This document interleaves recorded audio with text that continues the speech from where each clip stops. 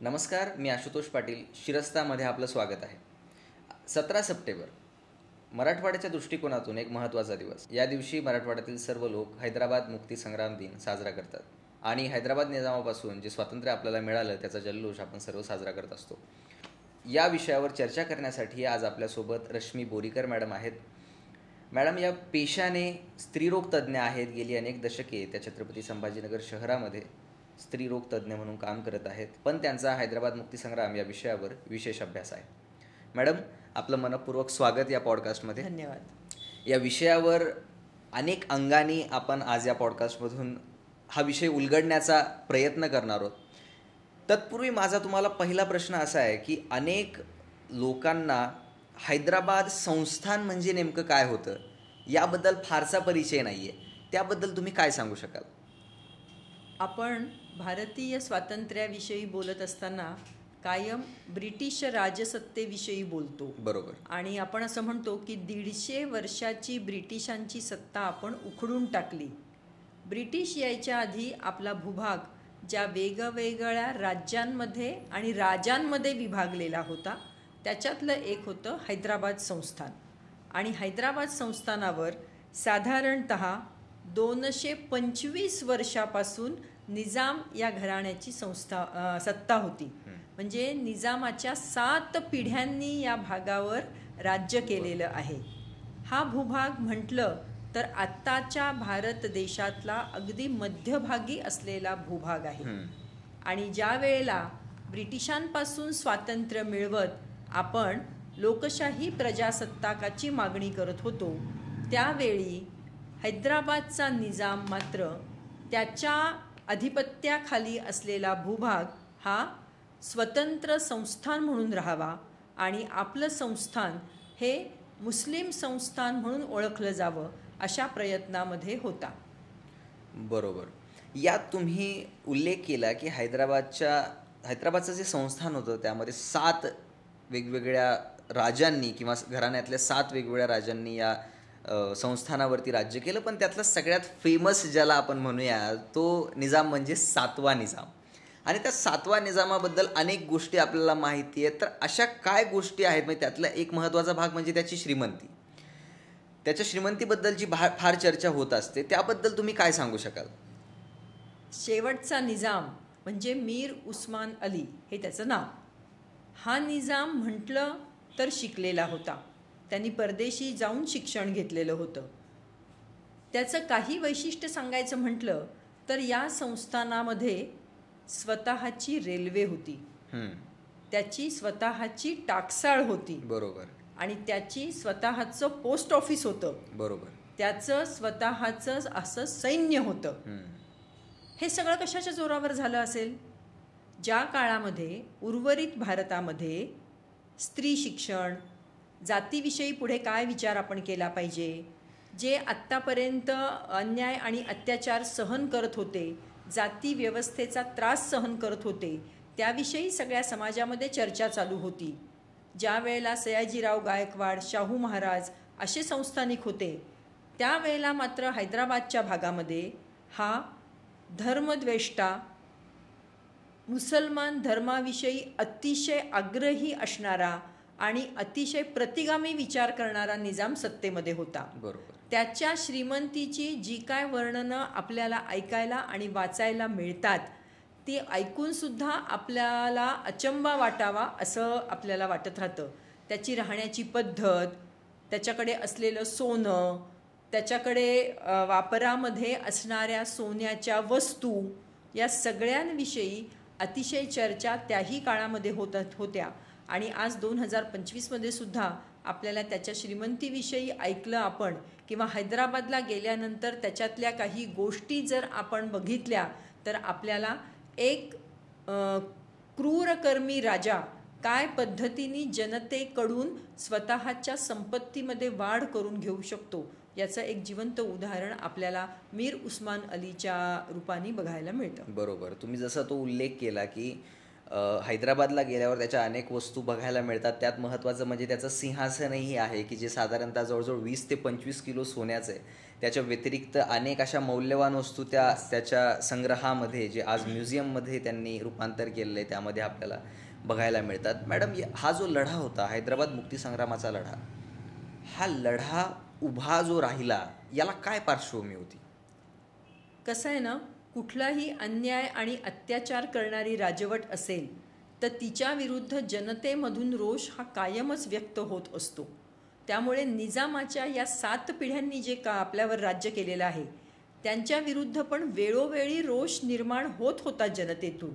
पण 7व्या निजामाने जेव्हा त्याच्या अन्याय आणि अत्याचाराची परिसीमा गाठली, त्यावेळेला मात्र संस्थानातल्या तरुण विचारी लोकांनी आपल्याला याच्यापासून स्वातंत्र्य मिळालं पाहिजे असा विचार केला.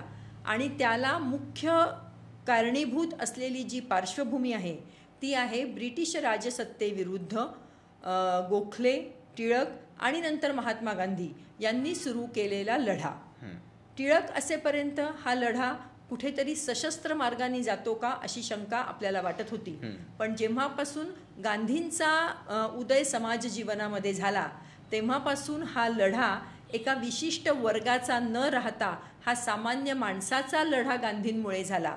गांधींनी या देशातल्या प्रत्येक व्यक्तीला जातविरहित आणि लिंगविरहित असं या लढ्यामध्ये सामावून घेतलं आणि त्यांनी ज्या पूर्ण स्वातंत्र्याची मागणी केली त्याचे पडसाद हैदराबाद संस्थानातल्या तरुणांवर पडले आणि त्यांनासुद्धा एका मर्यादेत धार्मिक स्वातंत्र्य नको, आम्हाला सुद्धा पूर्ण लोकशाही मार्गाचं सार्वभौम स्वातंत्र्य पाहिजे याची खात्री पटली आणि त्यातून मग हा लढा उभा राहिला. बरोबर. आणि एक आपल्याला माहिती आहे की कुठलाही लढा यशस्वी होण्यामागे 100-200 लोकांचा सहभाग कधीच नसतो आणि जर 100-200 लोकांचा सहभाग असेल तर तो लढा कितपत यशस्वी होईल यावरही शंका असते. जोपर्यंत कुठल्या लढ्यात जनसामान्य उतरत नाही किंवा जनसामान्याचा सहभाग नसतो तोपर्यंत तो लढा यशस्वी होत नाही. आणि हाही लढा आपल्याला तसाच पाहायला मिळतो की ज्यात जनसामान्याचा हातभार खूप मोठ्या प्रमाणात आहे. पण यात जे काही व्यक्तिमत्व प्रकर्षाने पुढे आले आणि त्यांनी पुढे येऊन या जनतेच्या मनामध्ये एक ती ज्वाला पेटवली की नाही, आपल्याला पूर्ण स्वातंत्र्य हवंय, त्यातलं एक महत्त्वाचं नाव म्हणजे स्वामी रामानंद तीर्थ. स्वामी रामानंद तीर्थांबद्दल आपण एकंदरीत पाहताना त्यांचं व्यक्तिमत्व किंवा त्यांच्या कार्याबद्दल आपण काय सांगू शकाल? स्वामीजींबद्दल जेव्हा जेव्हा आपण बोलतो, वाचतो, ऐकतो तेव्हा आजही माझ्या मनामध्ये फार मोठ्या प्रमाणावर कुतूहल निर्माण होत राहतं. स्वामीजींकडे जर आपण त्यांच्या फोटोकडे बघितलं तर या इतकी कृश व्यक्तिमत्व असणाऱ्या व्यक्तीने इतक्या मोठ्या प्रमाणावर हा लढा उभा केला असेल याच्यावर विश्वाससुद्धा आपल्याला बसत नाही. म्हटलं तर लहान वयामध्ये काही वेगळ्या प्रकारच्या वैराग्याची भावना कदाचित निर्माण झाली आणि त्यातून त्यांनी संन्यासाचा मार्ग पत्करला. म्हणजे त्यांनी कुटुंबाश्रम नाकारला पण संन्यासाचा मार्ग पत्करला. म्हणजे समाजामध्ये असणाऱ्या अन्याय आणि अत्याचाराविरुद्धच्या भावना शमल्या का? त्या नाही शमल्या, उलट त्या जास्त तीव्र होताना आपल्याला दिसतात. आणि ह्या संन्यासांनी आपलं सगळं जीवन हे संस्थानातल्या प्रजेच्या स्वातंत्र्यासाठी वाहिलेलं आपल्याला दिसतं. आणि त्यांच्यातलं एक महत्त्वाचा गुण मला कायम वाटत आलेला आहे, तो म्हणजे कर्नाटकचा भाग, आंध्रचा भाग आणि मराठवाड्याचा भाग या 3 प्रदेशातल्या 3 वेगळ्या भाषा बोलणाऱ्या लोकांना एकत्र जोडण्याचं काम स्वामीजींनी आपल्याला केलेलं दिसतं. आणि याच्यामध्ये कुठेतरी त्यांच्यावर गांधीजींचा असणारा प्रभाव आपल्याला दिसत राहतो. व्यंकटेश भगवान खेडगीकर असं नाव असणारे स्वामी रामानंद तीर्थ म्हटलं तर जन्म एका सामान्य कुटुंबातलाच होता. लहानपणी सामान्य कुटुंबातलेच संस्कार त्यांच्यावरही झालेले होते. पण राष्ट्रीय शाळेतलं शिक्षण आणि त्यातून झालेले स्वातंत्र्य प्रेमाचे धडे यातून त्यांनी संस्थानातल्या जनतेच्या अन्यायाविरुद्ध आवाज उठवण्याचं ठरवलेलं असणार असं मला वाटतं. बरोबर. यात तुमचा प्रकर्षाने स्वामी रामानंद तीर्थ किंवा तुमच्या घराचा स्वामी रामानंद तीर्थांशी जवळून संबंध आलेला असेल, कारण तुमचे आजोबा जे होते श्रीनिवासराव बोरीकर यांचा स्वातंत्र्य संग्रामामध्ये, या सर्व संग्रामामध्ये एक महत्त्वाचा वाटा होता. तुम्ही त्यांच्याबद्दल काय सांगू शकाल? आपण म्हणालात त्याप्रमाणे श्रीनिवासराव बोरीकर हे स्वामीजींबरोबर काम करणारे पहिल्या फळीतले होते असं आपण म्हणू शकतो. ज्यावेळी स्वामीजींनी मुक्तीसंग्रामासाठी ठिकठिकाणी कार्यकर्त्यांची फळी उभारण्याची जबाबदारी घेतली, त्यावेळेला परभणी जिल्ह्यातून श्रीनिवासराव बोरीकर हे स्वामीजींशी जोडल्या गेले. श्रीनिवासराव बोरीकरांचं वैशिष्ट्य म्हणाल तर अतिशय मितभाषी, मृदुभाषी असं हे व्यक्तिमत्व होतं.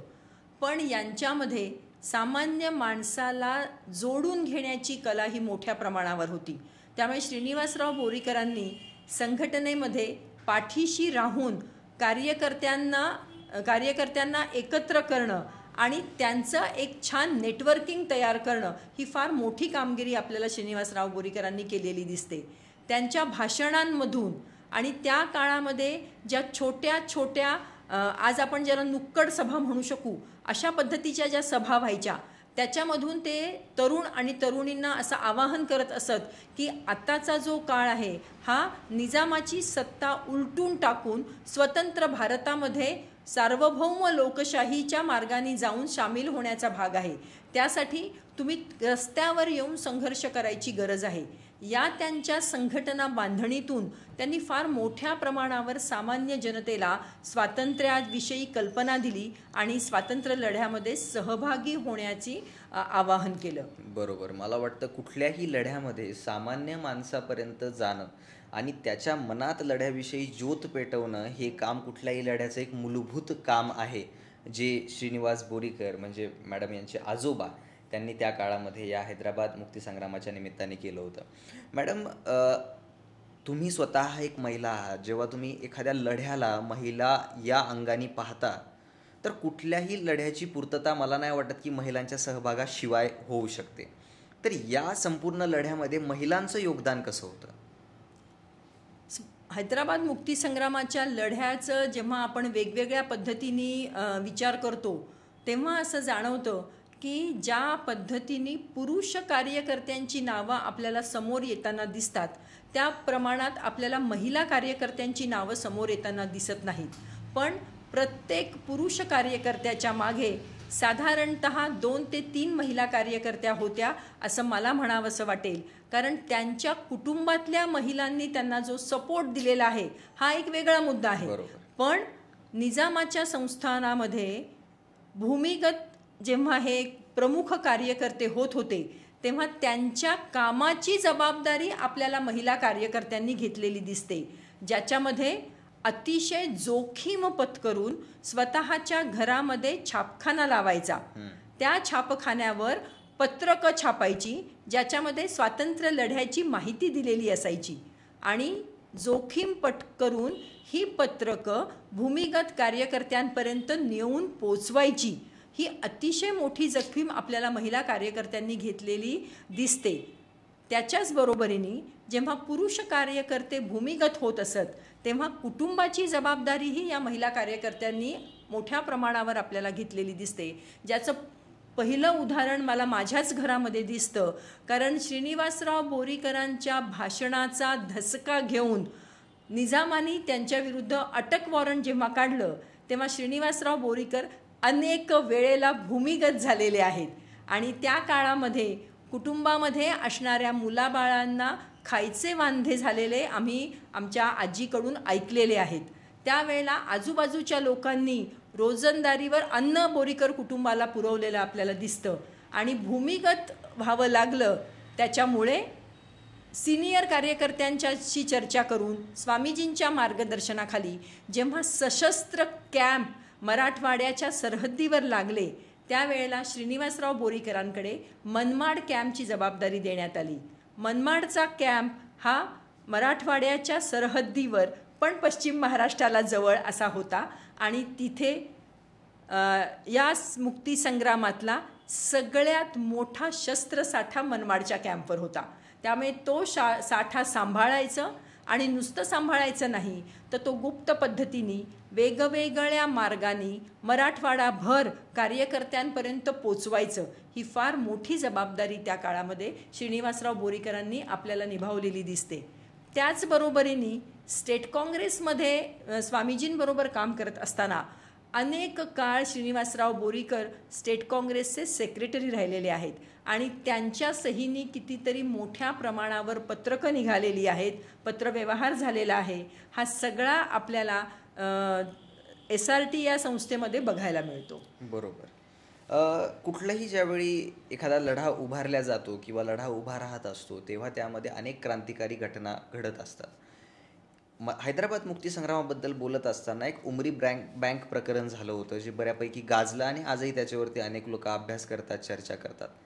उमरी बँक प्रकरणाबद्दल तर सांगाच, पण त्याच्या व्यतिरिक्तही अशा कोणत्या घटना या साधारणतः संग्रामाच्या वेळी झाल्या होत्या ज्या तुम्ही आम्हाला सांगू शकाल? पहिल्यांदा मी म्हणलं तसं स्वामीजींवर महात्मा गांधींचा फार मोठा प्रभाव होता आणि हैदराबाद मुक्तीसंग्रामाच्या अनुषंगाने ते वारंवार महात्माजींशी काही ना काही गोष्टींवर संवाद साधत राहायचे. अनेक वेळेला बापूंना भेटायला म्हणून ते दिल्लीला पण मुद्दामून गेलेले होते. एक किस्सा असा त्याच्याविषयी सांगितला जातो की स्वामीजींनी बापूंना म्हटलं की बापू, जर मला मुक्ती लढा करायचा असेल तर त्याला धनाची आवश्यकता आहे आणि माझ्याकडे तर धन नाही, कारण मी संन्यासी वृत्तीचा आहे. त्यावेळेला बापूंनी त्यांना सही करून एक कोरा चेक दिला होता. स्वामीजी चेक घेऊन निघाले. त्यावेळेला बापूंनी त्यांना सांगितलं की मी चेक तुम्हाला दिलेला आहे, पण एक गोष्ट लक्षात घ्या की लढ्यासाठी लागणारं आर्थिक बळ आणि मानवी बळ हे तुम्हालाच निर्माण करावं लागणार आहे. स्वामीजींनी रात्रभर विचार केला आणि दुसऱ्या दिवशी सकाळी तो चेक महात्माजींना वापस नेऊन दिला आणि त्यांना आश्वस्त केलं की या लढ्यासाठी लागणारं आर्थिक आणि मनुष्यबळ हे आम्ही आमचंच निर्माण करू. तुमचा फक्त आम्हाला तत्वांना पाठिंबा राहू द्या आणि होता होईल तो अहिंसक पद्धतीने आम्ही हा करायचा प्रयत्न करू.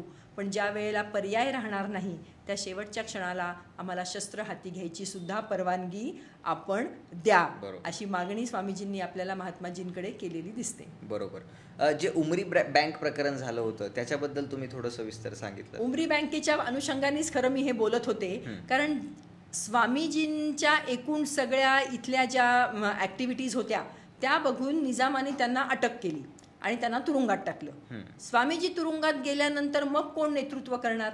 मग तिथे पुढे जी दुसरी फळी होती कार्यकर्त्यांची ती कामाला लागली. पण पैसा कुठून उभा करायचा? कारण शस्त्र तर आपल्याला उर्वरित भारतातून आणायची होती. शस्त्र आणायला जाणं, ती आणणं, शस्त्रासाठी पैसा देणं, हे सगळं आर्थिक बळ कसं उभं करायचं? त्यावेळेला दुसऱ्या फळीतल्या कार्यकर्त्यांनी विचार केला की जिथे निजामाच्या कारभाराचा पैसा साठवला जातो तिथून आपण हा पैसा उभा करावा. कारण शेवटी हा पैसा संस्थानातल्या जनतेचा आहे. जनतेने दिलेल्या साऱ्यातून हा पैसा जमा झालेला आहे आणि त्यातून उमरी बँक म्हणजे उमरी या गावाजवळ जी निजामाची बँक होती, जिथे मोठ्या प्रमाणावर हा सगळा सारा गोळा करून ठेवला जात होता, ती लुटायचा असा निर्णय झाला. आणि त्याच्यामध्ये मुख्यत्वे ज्यांनी काम केलेलं आहे ते अनंत भालेराव, नागनाथ परांजपे, लाला जयस्वाल, द.रा. मेढेकर ही काही नावं आपल्याला उमरी बँकेच्या अनुषंगाने समोर येतात. तो लढासुद्धा अतिशय थरारक असा लढा आहे, कारण साहजिकच जिथे वित्त साठवलेलं होतं तिथे निजामाची सुरक्षा पण मोठ्या प्रमाणावर होती आणि नुसती साधी सुरक्षा होती असं नाही, तर अतिशय पाशवी म्हणून गणल्या गेलेल्या रझाकारांची सुरक्षा तिथे होती. या रझाकारांना बाजूला सारत बँकेपर्यंत जायचं आणि तिथून वित्त घेऊन परत सुरक्षित पद्धतीने वापस यायचं. हा फार मोठा धाडसी असा कार्यक्रम या लोकांनी आखला होता आणि त्याच्यामध्ये ते यशस्वी पण झाले होते. गनिमी कामा पद्धत जी आपण शिवाजी महाराजांपासून शिकलेलो आहोत त्याचाच थोडाफार उपयोग करत रात्रीच्या अंधारामध्ये हे सगळं करायचा प्रयत्न झाला. पण त्या काळात अंधारातून शेतातून जात असताना इथल्या किती स्वातंत्र्य सैनिकांना इजा झाल्या, कोण पडले, कोणाचे पाय मोडले याची काही मोजदाद आज आपल्यापाशी नाही. पण याच्यातले सिलेक्टेड काही लोक हे बँकेपर्यंत पोचले. तिथे पोचत असताना मध्ये आडव्या आलेल्या रझाकाराला त्यांनी मारायलाही कमी केलं नाही आणि बँकेच्या आत गेल्याच्या नंतर तिथे जमा असलेले नाणी, पैसा, सोनं, नाणं हे सगळं पोत्यांमध्ये भरून ते सुरक्षितपणे रझाकारांच्या वेढ्याच्या बाहेर हे लोक आले. बरोबर. एक मोठं थरारक असं हे दृश्य आहे. जे आपल्या डोळ्यासमोर उभं राहिले की ते कशा पद्धतीने त्या बँकेपर्यंत गेले असतील. 18 पगड जातींनी आणि 12 बलुतेदारांनी उभा केलेला हा लढा, यात आज आपल्याकडे जरी काही क्वचित नावं आपल्यासमोर येत असली तरी खरं म्हणजे हा लढा सामान्य माणसाचा होता आणि सामान्य माणसाचा असल्यामुळेच हा लढा इतका मोठा होऊन तो यशस्वी होऊ शकला. कुठलाही लढा उभा राहत असताना त्या लढ्याचे अनेक पैलू असतात आणि त्या लढ्यामध्ये अनेक पद्धतीचे लोक आपलं योगदान देत असतात. मग त्यात शाहीर असतील, त्यात लेखक असतील, कलाकार असतील आणि सगळ्यात महत्त्वाचा म्हणजे पत्रकार वर्ग, की तो त्या लढ्याला कशा पद्धतीने पाहतो आणि तो त्या सत्तेला बळी न पडता त्या सत्तेच्या विरुद्ध आवाज उठवून जनतेचे प्रश्न कशा पद्धतीने मांडतो. या लढ्यातही एकंदरीत पत्रकारांचं मोठं योगदान हे असणारे आणि त्यातलं एक प्रकर्षाने नाव जे आपल्यासमोर येतं ते म्हणजे अक्रू वाघमारे. अक्रू वाघमारे आणि पत्रकारिता ह्या सगळ्यांनी ह्या लढ्याकडे कसं पाहिलं होतं? आपण ज्या पत्रकारितेचा उल्लेख करत आहात त्याच्यामध्ये अक्रू वाघमारेंच्या आधीही मला एक नाव घ्यायची इच्छा होत आहे. तुमची माफी मागते मी जरा, पण ते नाव आहे शोएबुल्ला खान यांचं. हे इम्रोज या दैनिकाचे संपादक होते. इथे वैशिष्ट्य असं वाटतं की जे लोक म्हणतात की हा हिंदू आणि मुसलमान असा लढा होता, तिथे शोएबचं उदाहरण आपल्याला अतिशय मोठं असं वाटतं. कारण निजाम मुसलमान, शोएबही मुसलमान, पण अन्याय आणि अत्याचार करणारी राजसत्ता जरी माझ्या धर्माची असेल तरी पत्रकार म्हणून माझं काम हे अन्यायाच्या विरुद्ध आवाज उठवण्याचं आहे. या भावनेतून शोएबुल्लांनी आपल्या दैनिकातून वारंवार निजामाच्या अन्यायी कारभाराविरुद्ध आवाज उठवला होता. नुसता आवाजच उठवला नाही तर त्यांनी वारंवार निजामाला अशी ताकीद दिली होती की तुम्ही तुमचे हे अन्याय आणि अत्याचार थांबवले नाहीत तर तुमचा शेवट हा जवळ आहे. त्याच्यावर अतिशय चिडून जाऊन रझाकारांच्या एका छोट्या तुकडीने कासिम रजवीच्या निदर्शनाखाली शोएबुल्लांची हत्या केली. आणि ही हत्यासुद्धा आपल्या आजसुद्धा थरकाप उडवेल अशा पद्धतीची फिल्मी स्टाईलची ही हत्या आहे. कारण शोएबुल्ला आपलं काम संपवून आपल्या ऑफिसमधून घरी सायकलवर जात असताना त्यांना काही रझाकारांनी घेरलं आणि काय निजामाच्या विरुद्ध कामगिरी करतोस का, तू लिहितोस तर तुझे लिहिणारे हात मी छाटून टाकेल असं म्हणत आधी त्यांचे हात छाटले आणि नंतर त्यांचा खून केला. याच कडीमध्ये अक्रू वाघमारेंचं नाव आपण पुढच्या स्तरावर घेतो. अन्याय आणि अत्याचाराच्या विरुद्ध कायम जनतेमध्ये एक भावना निर्माण करण्यासाठी अक्रू वाघमारेंचं फार मोठं योगदान आहे. आणि अक्रू वाघमारेंची लेखणी ही वारंवार निजामाला अस्वस्थ करत होती, पण त्याचबरोबर सामान्य जनतेला जागृतही करत होती की इतर भारत वर्षाच्या तुलनेमध्ये आपल्यावर किती मोठ्या प्रमाणावर अन्याय आणि अत्याचार होत आहेत. त्यामुळे अक्रू वाघमारे ज्या कुठल्याही नावाने दैनिक काढत असत ते एक 2-4 महिने चालत असे, निजाम त्याच्यावर बंदी आणत असे. पण अक्रू वाघमारे शांत बसले का? नाही. एक दैनिक बंद पडलं त्याने दुसऱ्या नावाने दैनिक चालू केलं, 2-4 महिन्यांनी तेही बंद पडलं त्याने तिसऱ्या नावाने चालू केलं.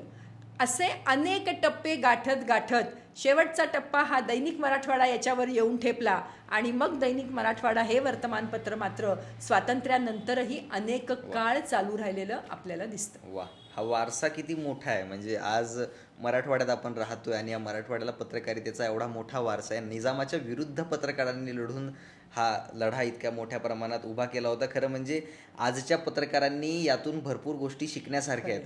आज मोठा प्रश्न असा उभा राहतोय की हे पत्रकार कॉन्टेंट क्रिएटर्स तर बनत नाही आहेत ना. हा प्रश्न उभा राहत असताना त्यांनी मागे वळून पाहिलं पाहिजे की आपल्याला कुणाचा वारसा आहे आणि आपण कुठल्या पद्धतीने पुढे जात आहोत. या हैदराबाद मुक्तीसंग्रामाच्या लढ्यामध्ये अनेक महत्त्वाचे नेते उभे राहिले ज्यांनी या पूर्ण स्वातंत्र्य संग्रामाला प्रेरणा दिली आणि त्यांनी या लोकांना घेऊन पुढे ते चालले. त्यातल्या काही नेत्यांबद्दल तुम्ही सांगू शकाल का, किंवा त्यांच्यासोबत घडलेल्या काही घटना? स्वामी हैदराबाद मुक्तीसंग्राम म्हटल्यानंतर जसं मी मघाशी म्हटलं तसं 3 राज्यातल्या 3 भाषिक लोकांना एकत्र आणण्याचं काम स्वामीजींनी केलं आणि त्यांच्या बरोबरीने या 3ही भागातले नेते उभे राहिले. अनफॉर्च्युनेटली आज आपल्याकडे तेलंगणा आणि कर्नाटक या भागाविषयी जास्त माहिती उपलब्ध नाही. पण मराठवाड्याचा विचार जर आपण करायचं ठरवलं आणि मराठवाड्यापुरतं बोलायचं ठरवलं तर स्वामीजींच्या बरोबरीने दुसरं नाव येतं ते राघवेंद्र दिवाण, त्याच्यानंतर गोविंदभाई श्रॉफ, त्याच्यानंतर बाबासाहेब परांजपे, त्याच्याच बरोबरीने येतात आपले पहाडे काका, त्याच्याबरोबरीने लाला जयस्वाल, त्याच्यानंतर वेगवेगळ्या जिल्ह्यांमध्ये मराठवाड्यातल्या वेगवेगळे नेते आपल्याला उदयाला आलेले दिसतात, ज्याच्यामध्ये मुकुंदराव पेडगावकर, विनायकराव चारठणकर अशी अनेक नावं आपल्याला दिसतात. ह्या सगळ्या नेत्यांनी प्रामुख्याने जे काम आपल्याला केलेलं दिसतं ते म्हणजे जनमानसामध्ये स्वातंत्र्याविषयी जाणीव जागृत करायचं. आणि महात्मा गांधींच्या मार्गाने जात असताना तुम्ही मगाशी म्हणलात त्याप्रमाणे 200-250 लोक बरोबर येऊन उपयोग नाही याची जाणीव त्यांना होती. संस्थानामध्ये असलेली सगळी प्रजा जर आपल्याबरोबर उभी राहिली तरच हा लढा यशस्वी होऊ शकतो. या जाणीवेतून वेगळ्या वेगळ्या ठिकाणी वेगवेगळ्या नेत्यांनी आपल्याला हे काम केलेलं दिसतं. त्यांनी नुसतं जनमानसामध्ये जाऊन भाषणं केली का? ती तर त्यांनी केलीच, पण त्याच्याच बरोबरीने त्यांनी वेगवेगळ्या ठिकाणी शाळा काढल्या. शाळा काढण्याचा हेतू काय होता तर मातृभाषेतून शिक्षण देता यावं. कारण निजामाने जो फतवा काढला होता त्याच्या संस्थानामध्ये फक्त उर्दूतून शिक्षण मिळेल. मग इतर भाषिक लोकांनी काय करायचं? त्यांनी कसं शिकायचं? आणि त्याच्या विरुद्ध जात औरंगाबादमध्ये काही लोकांनी एकत्र येत सरस्वती भुवन शिक्षण संस्थेची स्थापना 1915 मध्ये केली, जी मातृभाषेतून शिक्षण देण्यासाठी झालेली होती. त्या काळातला लोकांचा विचार फक्त शाळा काढा असा होता का? दिसताना आपल्याला दिसतं की 4 लोक एकत्र आले आणि शाळा काढली, पण त्याच्या मागची जी भूमिका होती ती राज्यकर्त्याला आवाहन द्यायची भूमिका होती. तुम्ही म्हणता एका भाषेतून शिक्षण द्या, आम्हाला मातृभाषेतून शिक्षण पाहिजे आहे, आम्ही शाळा काढणार. इतका मोठा विरोध शासनकर्त्यांना या छोट्या कृतीतून दिला गेला होता. आणि याच शाळेनी नंतर अनेक कार्यकर्ते नेते घडवलेले आपल्याला दिसतात. सबू शिक्षण संस्थेच्या बरोबरीने योगेश्वरी संस्थेचंही नाव आपल्याला आलेलं दिसतं. हिप्परग्याच्या राष्ट्रीय शाळेचं कार्यसुद्धा खूप मोठ्या प्रमाणावर आपल्याला हैदराबाद मुक्तीसंग्रामामध्ये दिसतं. म्हणजे ही काम करणारी जी नेते मंडळी होती ही फक्त निजामाला सत्तेवरून हटवायचं आणि मग अनागोंदी निर्माण करायची असं नव्हतं, जे आज आपण अनेक देशांमध्ये बघतो आहे आपल्या आजूबाजूला. यांचा उद्देश होता की अन्यायी राजसत्ता तर हटलीच पाहिजे, पण त्याच्याच बरोबरीने एक स्वातंत्र्यप्रेमी, सुसंस्कृत, देशावर प्रेम करणारा, देशाचे कायदे पाळणारा समाज निर्माण व्हावा. आणि त्या हेतूने यांनी हे सगळं कार्य सुरू केलं. बरोबर. खरं म्हणजे आज अशी परिस्थिती निर्माण झाली आहे की आपल्यावरती भाषा लादल्या जात आहेत की तुम्ही ह्याच भाषा शिकल्याच पाहिजे वगैरे. त्यांनी खरं म्हणजे हे मागे वळून पाहिलं पाहिजे की मातृभाषेतून शिक्षण द्यावं यासाठी त्या काळामध्ये लोक पुढे आले आणि त्यांनी अशा संस्था उभारल्या. तर मातृभाषेतून शिक्षण किती महत्त्वाचं आहे आणि त्यातून काय होऊ शकतं हे त्याचं मोठं उदाहरण आपल्या समोर आहे. रझाकार असे लोक की जे जनसामान्यावरती मोठ्या प्रमाणात अत्याचारी म्हणून समोर आले होते, त्यांनी केलेल्या अत्याचाराबद्दल तुम्ही काय सांगू शकाल? रझाकार ही संघटनाचं नाव जरी आपण घेतलं तरी आपल्या डोळ्यासमोर असा एक क्रूर कर्मी असा माणूस येतो आपल्यासमोर. कारण ही जी संघटना निर्माण झाली होती या संघटनेचा उद्देशच मुळी असा होता की आम्हाला मुस्लिम राष्ट्र हवं आहे आणि मुसलमान धर्माच्या अनुषंगाने शासन करणारा राज्यकर्ता आम्हाला हवा आहे. मग त्याच्यासाठी सामान्य प्रजेवर कुठल्याही थराला जाऊन त्यांचे अन्याय आणि अत्याचार करायची तयारी होती. आणि या उद्देश त्यांचा बघूनच निजामाने त्यांना आपल्या जवळ केलं होतं. आणि ही रझाकार संघटनेचा प्रमुख जेव्हा कासिम रझवी झाला, कासिम रझवी हा मला तर असं कायम वाटत असतं की हा माणूस तरी होता का जो समोरच्या माणसावर इतके शारीरिक मानसिक अन्याय आणि अत्याचार करू शकतो. याला माणूस तरी आपण कसं म्हणायचं? कितीतरी लोकांना भर रस्त्यात मारणं, मुलांना पळवून नेणं, बायकांवर शारीरिक अन्याय आणि अत्याचार करणं, घरामध्ये घुसून बायका आणि मुलांना बाहेर काढून मारणं, घरातलं अन्न बाहेर काढून द्यायचं आणि त्याची नासधूस करून टाकायची. म्हणजे कुठलाही अन्याय आणि अत्याचार या रझाकारांनी सोडलेला नाही. खरं म्हणजे ही रझाकार कोणी बाहेरून आलेले होते का? ते आपल्याच समाजातले होते, ते याच संस्थानातले होते. पण दुर्दैवाने त्यांच्या मनावर जे संस्कार झाले होते ते एका विशिष्ट जात धर्माचं राज्य निर्माण करायचं आणि त्याच्यासाठी जो आडवा येईल त्याला नष्ट करायचं, हे संस्कार त्यांच्या मनावर केले गेले होते आणि त्यातून त्यांच्यातलं क्रूर कर्म हे मोठ्या प्रमाणावर आपल्याला बाहेर आलेलं दिसतं. बरोबर. हैदराबाद मुक्तीसंग्रामाचा लढा एक मोठा लढा होता. त्यांनी मराठवाडा आणि सोबतच भारत या संपूर्ण राष्ट्राला एक कलाटणी काही प्रमाणात दिली की काय असं आपण म्हणू शकतो. यामध्ये ज्या नंतरच्या गोष्टी झाल्या, मग त्यात सगळ्यात शेवट जो आपण येतो तो म्हणजे ऑपरेशन पोलो, ज्यामध्ये सरदार वल्लभभाई पटेल आणि इतर नेत्यांचं एक मोठं योगदान आणि भूमिका तिथे निभावलेली दिसते. या ऑपरेशन पोलोबद्दल आणि त्यात सरदार पटेलांची भूमिका याबद्दल तुम्ही काय सांगू शकाल? जसा उमरी बँकेचा थरार आहे तसा ऑपरेशन पोलोचाही एक थरारच आहे. कारण शेवटच्या वर्षामध्ये म्हणजे 15 ऑगस्ट 1947ला च्या नंतर इथली जनता ही अतिशय अस्वस्थ झाली होती की उर्वरित भारत स्वतंत्र आहे आणि आमच्यापर्यंत मात्र स्वातंत्र्याचे वारे येत नाहीत. आम्हाला आमचा तिरंगा फडकवता येत नाही, आम्हाला वंदे मातरम गाणं म्हणता येत नाही, आम्हाला मातृभाषेतून शिक्षण घेण्याला बंदी आहे, आम्हाला आमची धार्मिक कामं मोकळ्या मनाने उघडपणे करता येत नाहीत. या सगळ्याचा जो राग इथल्या जनतेवर होता त्याच्यातून 15 ऑगस्ट 47 ते ऑगस्ट एंड 48 हा एक वर्षाचा पूर्ण सशस्त्र लढा आपल्याला झालेला दिसतो. पण हे सगळं होत असताना सुद्धा रझाकार संघटना आणि निझाम कुठेही थांबताना दिसत नव्हते.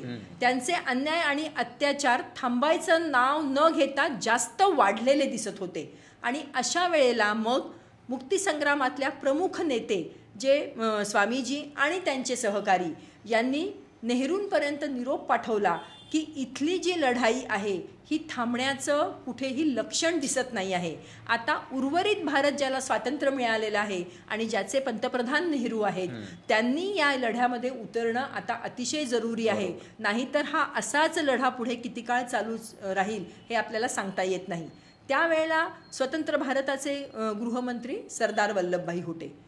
असं काहीतरी म्हणतात की कदाचित नेहरूंना असं वाटत होतं की हा लढा संस्थानाचा लढा आहे, तो त्यांच्याच मार्गाने थांबावा आणि निजामानी बाकीच्या संस्थानिकांसारखं एक सामंजस्याची भूमिका घेत शरण यावं आणि स्वतंत्र भारतामध्ये सामील व्हावं. पण इथून जे निरोप स्वामीजींपर्यंत सरदारांपर्यंत पोचत होते ते निरोप बघून, ती सगळी माहिती ऐकून पोलादी पुरुषच तो शेवटी, त्यांचं काही मन हे मानायला तयार नव्हतं की हा निजाम येन केन प्रकारे आपल्यामध्ये सामील होईल.